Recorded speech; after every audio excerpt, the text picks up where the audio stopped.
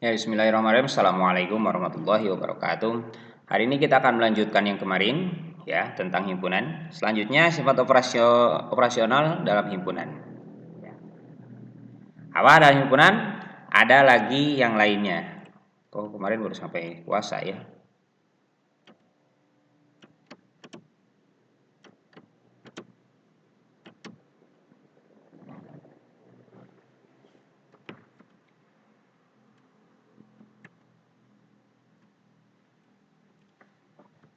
Oke, ini dulu. Kita bicarakan himpunan, ada namanya operasi himpunan. Maksudnya gimana yang operasi himpunan itu? Kalau kemarin kita hanya membicarakan satu himpunan, misalkan himpunan A itu 1 dan 2, himpunan B itu 2 dan 3 gitu kan. Nah, itu ada dua himpunan, maka dua himpunan ini bisa dioperasikan. Kalau operasi penjumlahan, pengurangan gitu kan, kalau dalam bilangan bulat, dalam himpunan ada namanya himpunan itu pertama namanya irisan. Irisan tuh simbolnya gini nih.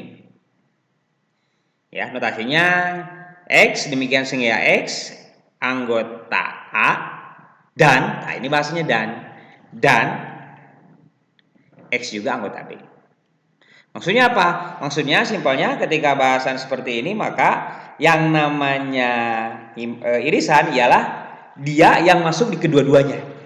Dia itu kalau ada A dan B, ada himpunan A, himpunan B, maka irisan itu adalah anggota yang ada di dia, anggota tersebut ada di A, ada juga di B.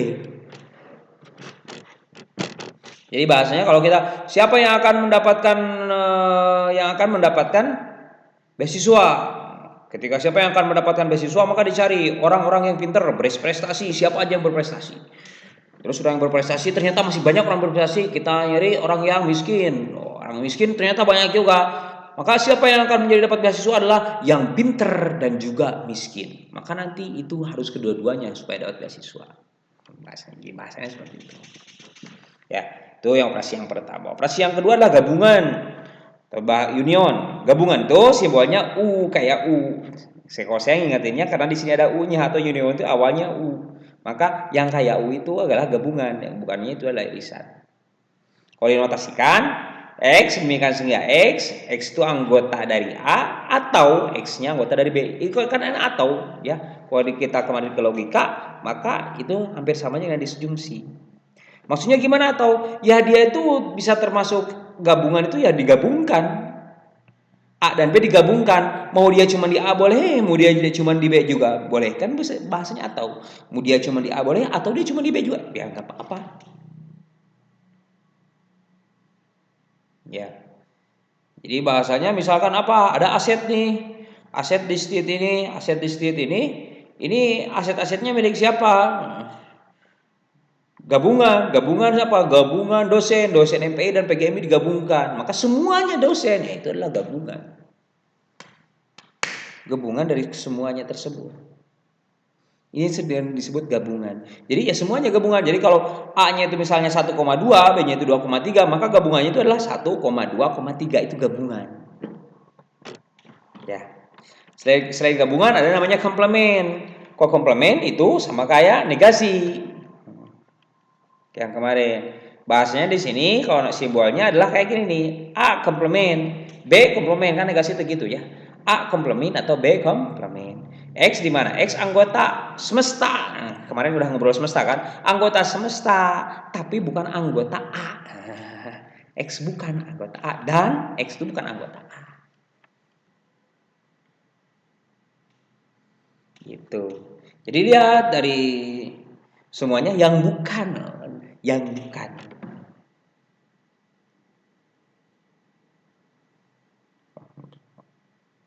itu yang bukan. Jadi yang bukan masuk. Kalau misalkan kalian udah masuk MPI semuanya nih, ini masuk MPI, langsung ada semestanya angkatan kalian, angkatan semester 4 sekarang gitu. Atau yang online ada MPI nih, MPI tapi yang online. Yang online itu adalah himpunan A-nya itu kalian yang online. Maka kalau kalian masih ingat si Abkar, saya nggak ingatnya, masih ingat si Gilang, yang lain, maka bahasanya orang-orang tersebut adalah komplement daripada himpunan kalian yang online, misalnya seperti itu. Itu komplement. Jadi selain kalian tapi masuk dalam semesta tersebut, dalam batasan semesta yang udah ditentukan sebelumnya. Itu komplement. Selanjutnya ada selisih. Selisih itu bagaikan kurang. Ya, bagaikan kurang. A irisan B komplement, bahasanya seperti itu. Jadi kalau dikurang misalnya ya dikurang. Dikurangnya gimana? Misalkan kalian anak-anak MPI yang offline, berarti ya semua yang online dikurangi kalian aja, gitu kan, simpel. Jadi kurang, ya, gitu. Nih, ketika bahasan seperti itu, lanjutnya ada kelanjutannya. Dalam operasional ini, dalam operasional himpunan ini ada beberapa regulasi. Yang pertama ada namanya idempoten atau supaya anti duplikasi data. Maksudnya apa? Ketika A digabung dengan A, ya tetap aja dia doang. Ya, anti duplikasi data. Ya dia doang, buat apa ditulis? Kalau udah ada A digabung dengan si A, ya pasti A. A-nya itu 1,2 dan A-nya juga 2,1, digabung A dengan A, ya pasti A. Ini disebut idempoten. Begitu juga irisan sama. Kita punya si A-nya teh kalian, himpunan anak MPI yang online, diiris dengan anak kalian juga anak MPI yang online, maka hasilnya pasti A. Untuk ada yang lain. Ya. Jadi kalau yang satu ya udah satu. Gak usah diulang-ulang, bahasanya gitu. Ketika buat di SIM kan sangat cocok. Ya udah sekali aja, buat apa diulang-ulang atuh. Itu namanya adalah idempoten. Yang kedua adalah hukum identitas. Hukum identitas itu yang nggak berubah. Ketika A digabung dengan himpunan kosong, itu pasti tetap A, nggak berubah.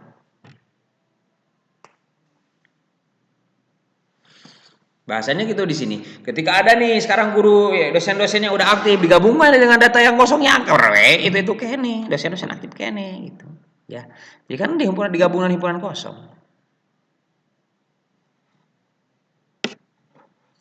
Kalau irisan A diiris sama universal, sama semesta. Si A diiris sama semesta, ya pasti si A kene juga. Ya. Maka identitas daripada gabungan itu adalah himpunan kosong dan identitas dari irisan itu adalah semesta. Misalnya kalau di STIT kita lagi ngomongin prodi MPI ini, iris aja semuanya, semua yang ada di MPI, semua yang ada di STIT, ya tetap dosen MPI aja yang dibawanya, gitu ya. Itu irisan. Yang selanjutnya ada hukum dominasi atau nul. Apa dominasi? Ini yang nul. Kalau si A diiris sama himpunan kosong, bakal jadi apa? Ya, himpunan kosong kan. A irisnya sama himpunan kosong, ya pasti himpunan kosong lah.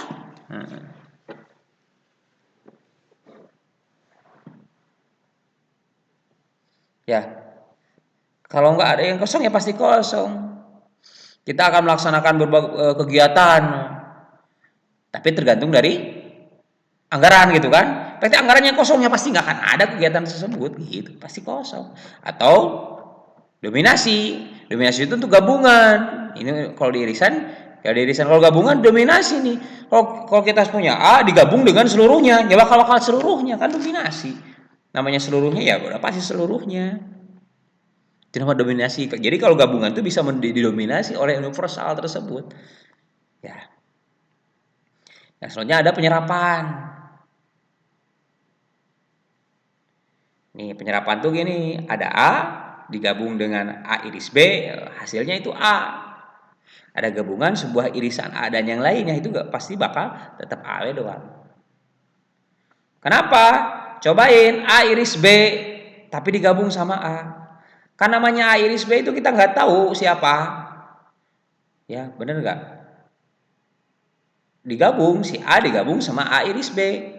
Yang ada A iris B-nya, ya udah si A yang pasti. Digabung sama si A, ya udah si A. A, ya A doang gitu. Karena kan irisannya tersebut, irisan A dan B itu juga dia juga ikut si A kan? Iya. Digabung sama si A, ya udah WA gitu. Ini ada gabungan si A dan si B. Emang si A dan si B-nya itu udah gabung, tapi diiris dengan A, berarti ya pasti si A doang kan? Maka ya pasti A gitu. Ya.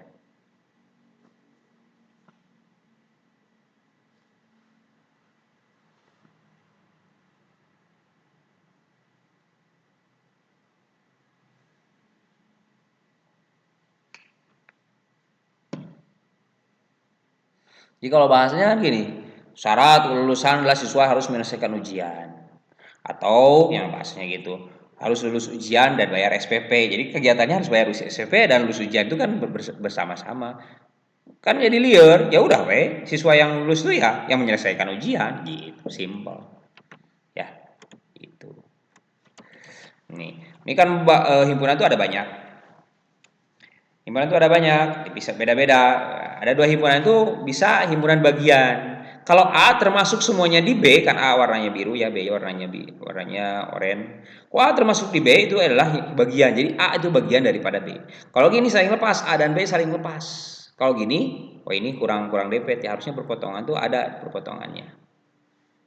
Harusnya ada perpotongannya. Kurang dempet ini, berarti ini harusnya dempet banget. Salah saya ini. Yang terakhir, ketika kita ngobrolin prinsip inklusi eksklusi bahasanya. Ini biar nggak double data. Ini kita ngumpulin jumlah.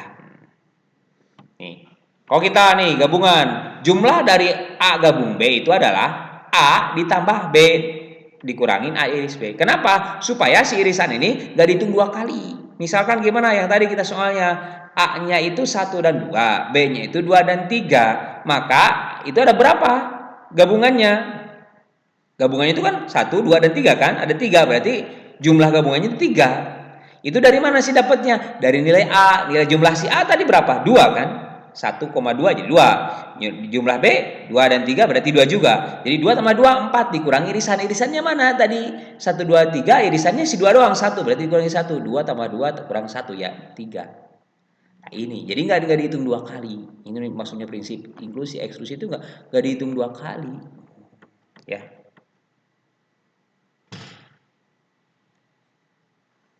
Jadi himpunan A 45, mitra lembaga 30. Ada nih yang ikut kedua-duanya itu 12 orang. Maka gabungannya berapa? Kan udah kita ketahui. 45 tambah 30 dikurang 12. Kenapa dikurang 12 ya? Kan dia mau udah ikutan. Berarti ada 63. Kalau enggak dikurangi ini kan jadi kebanyakan. Ada double data orang-orang yang iris yang dia dimaksud irisan ini 2 kali dapat ya. Jadi gini bahasanya. Gitu ya. Itu mungkin